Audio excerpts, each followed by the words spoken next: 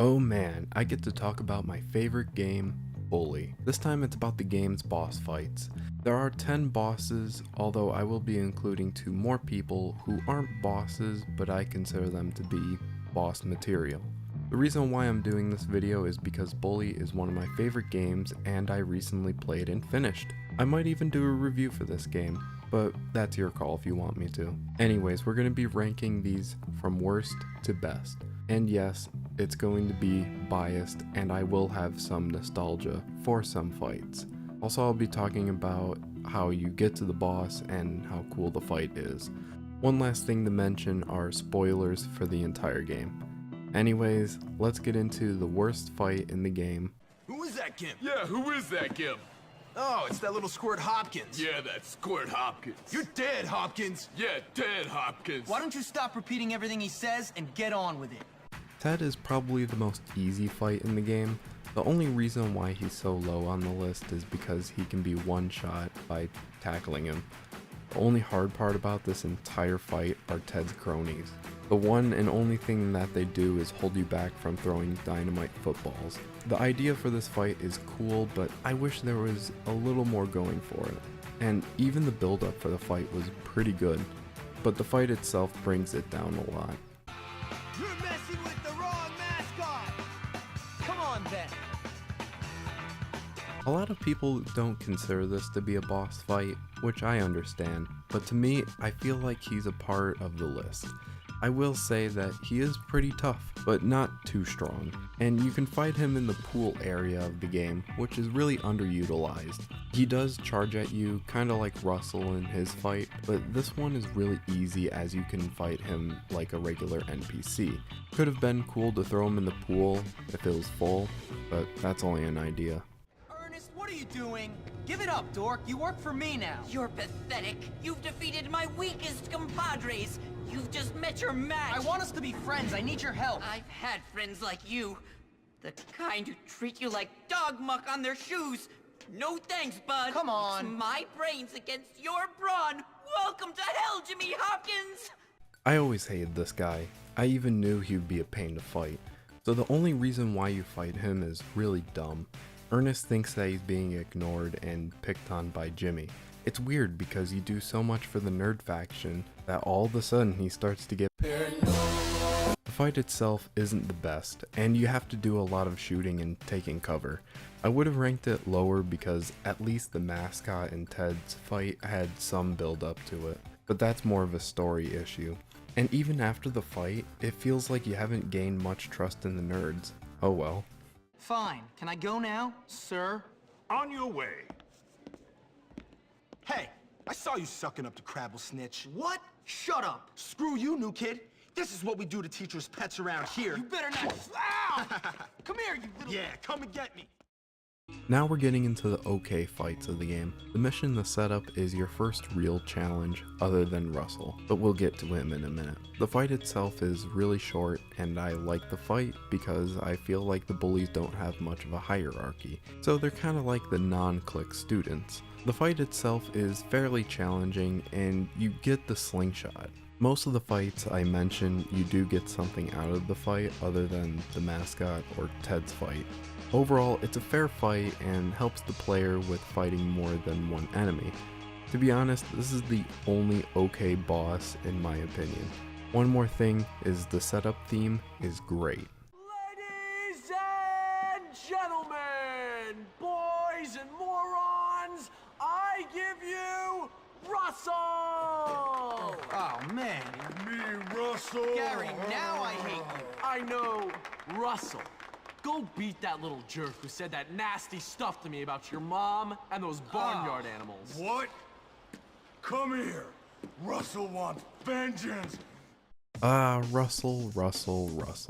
This fight is personally my favorite. While not too hard or easy, this is the first real challenge of the game, because technically Russell is the leader of the bullies. The fight and setup is great.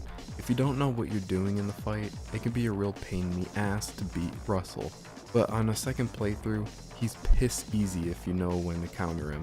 The setup with the big arena is super cool to see. After the mission, you can have Russell be your bodyguard. You know what they say, Beat the biggest guy in the group and everyone will respect you. Maybe. You and me what? You and me, the noble art of boxing. May the best man win. And then you little trust fund fairies will know what life is all about. Anytime, pauper. Of course. The best man always wins. Me. Come on. Afterwards, you can clean my shoes. Kid, just beat up Biff. He's our new champion. What? He's the new champion. Yeah, come on. Come on, man. Woo! You disgust me! Gentlemen, are we going to let some gutter snipe come in and beat up our friend Biff? No! Then what are we going to do? Beat him back to the ghetto! Yeah! Yes, you fight two people, one in the boxing ring and the other is on foot. Biff as a boss is surprisingly easy. Once you beat him up, you make your way up to Darby. Of course, he uses his prep goons after you and then he fights you. The only reason why they're so high on the list is because they do have somewhat of a fair challenge, only if you don't have the kissing bonuses by now. I do like how you strut into the prep's boxing ring and beat up the biggest guy there. It's kind of funny if I'm being honest. Whoa, what are you doing here? Taking out the trash. Looks like that's what I have to do. I just love wrecking things with my hammer. First off, I love the area you fight Norton in. Plus, the fight itself is really good. Norton is part of the Greaser faction and doesn't appear a lot besides this mission and a few others. He's one of the few people who roam around the school. The fight itself is really fun. You have to wait out his wind up and beat him up from there. Although if you picked up the rocket gun from the nerd challenge, it's another piss easy fight even with the equipment and health bonuses. The only reason why I ranked him really high is because I really like the setting of an old rundown apartment. And will I include the rocket gun in all the fights?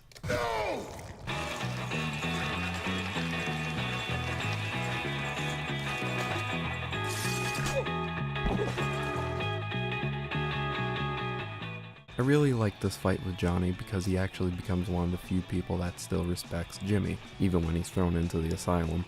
But the fight itself does have some flair to it. Before you start, you gotta chase him and the others, then you reach the arena. Unfortunately, you fall off your bike and Johnny has the speed advantage. Pete is also here for some reason, and you have to clear a path for him to get to the magnet. Once he's there, Johnny will have no bike, so he'll fight you on foot.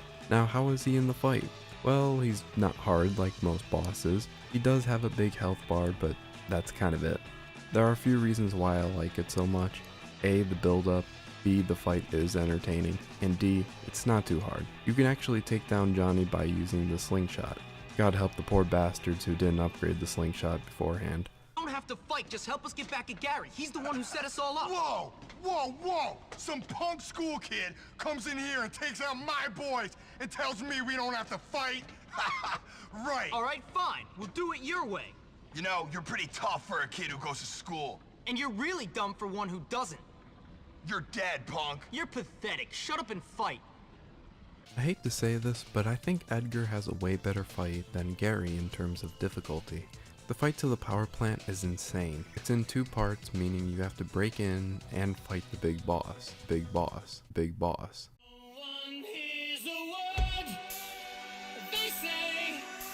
When you get to him, he rips a metal pipe off the wall like he's Saejima from Yakuza 4.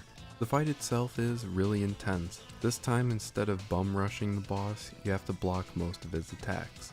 If you use hand-to-hand combat, you won't flinch, meaning you have to use the shield.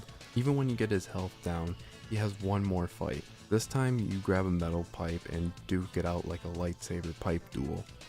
I had a better joke for that, I'm sorry. But overall, I think instead of Edgar, it should have been Gary, because it would have made this fight way better in my opinion. Also, fun fact, the cut version of Bully, if you lose the fight at the end, Jimmy dies by acid. Here's my favorite line. Poor little Jimmy taking an acid bath. palm of my hand feels great. But I never did anything to you! You would have if I'd given you the chance. Face it, I'm smarter than you. Oh, congratulations! You're smarter than me!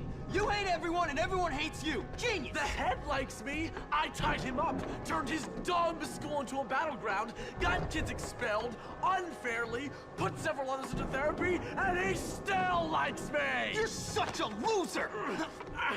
Well, at least my mom doesn't make her living on her back! You're dead!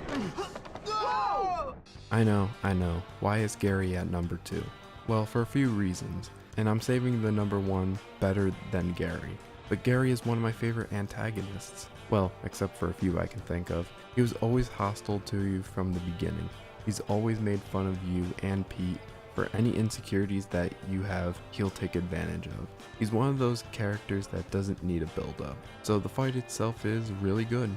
He's extremely good at being the biggest douche in Bulworth. Gary as a whole is entertaining. Alright, I'll talk about the fight instead of making an Inside the Mind of Killers Part 2. Before the fight begins, you have to chase Gary to the roof and all the way to the bell tower. He'll throw bricks when you're balancing yourself, and overall, it's a simple chase. Once you get up to the bell tower, he explains why. He tells Jimmy how good his mom is bending over for a living. Then the fight begins, and the fight is easy as sin. Gary is a total pushover when it comes to the fight. If you have all the moves, you can easily beat him with a few combos. Then the fight ends. A lot of theories about Jimmy. Damn it. I can't stop thinking about MatPat when I talk about game theories.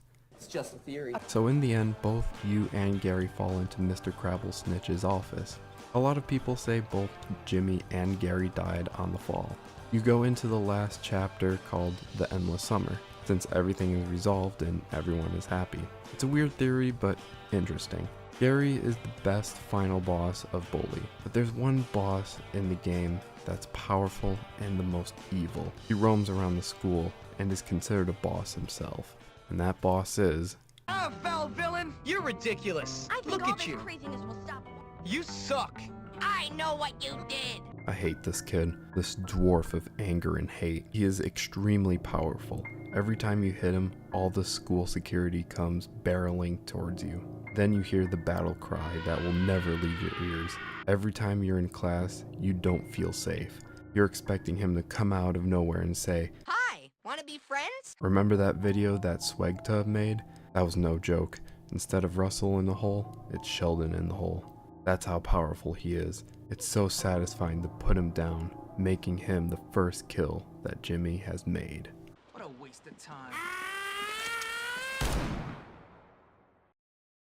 Okay, all jokes aside, Gary is number 1, obviously. Sheldon is a literal middle schooler. I hope you enjoyed this ranking of Bully's bosses. If you want to see more like this, let me know in the comments. I'm Unique Frequency, and stay unique.